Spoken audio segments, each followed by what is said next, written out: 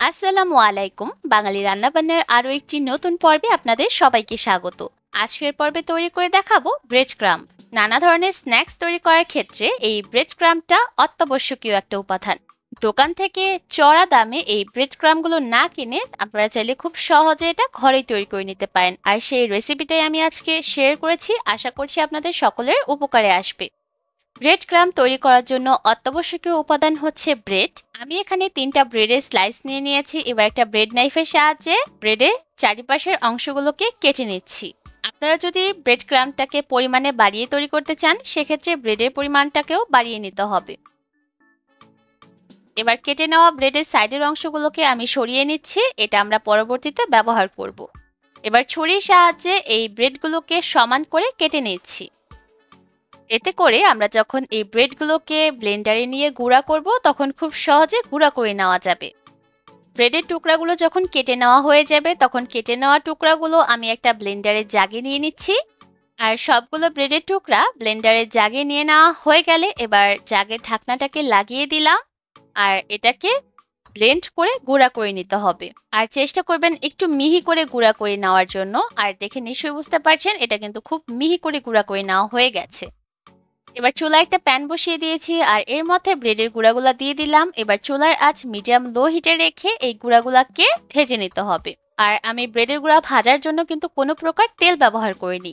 শুকনো প্যানেই এভাবে করে এই ব্রেডের গুঁড়াগুলোকে ভেজে নিতে হবে। আর কিছুক্ষণ ভাজার পরই দেখবেন ব্রেডগুলো অনেকটা ভাজা ভাজা হয়ে এসেছে আর এর মধ্যে একটা মুচমুচে ভাব চলে এসেছে। ঠিক সেই পর্যায়ে এই ব্রেড ক্রাম্বটাকে নামিয়ে নিতে হবে। এবার এই ব্রেড ক্রাম্বটাকে আমি একটা বাটির মধ্যে ঢেলে নিব আর ঠান্ডা করে নিব।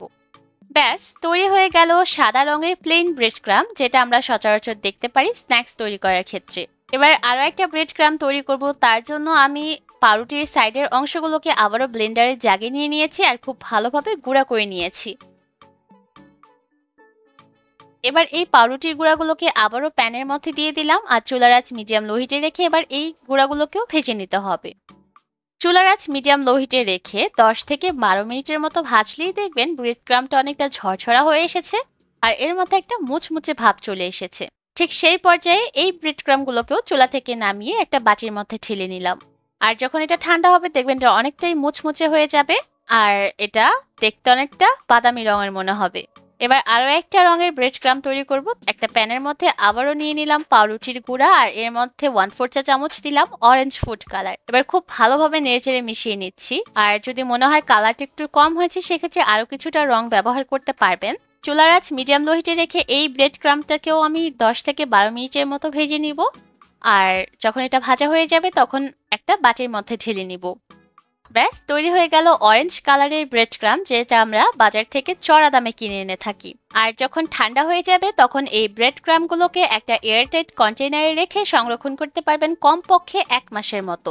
আর অবশ্যই ঠান্ডা করে তারপর আপনি এটাকে এয়ারটাইট কন্টেনারে রাখবেন, তা না হলে আবার ব্রেড ক্রাম্বগুলো নষ্ট হয়ে যেতে পারে।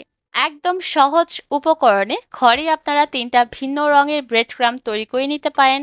আর এটা তৈরি করা কিন্তু খুবই সহজ আর আপনারা এটা তৈরি করে নানা ধরনের স্ন্যাক্স তৈরি করার ক্ষেত্রে ব্যবহার করতে পারেন।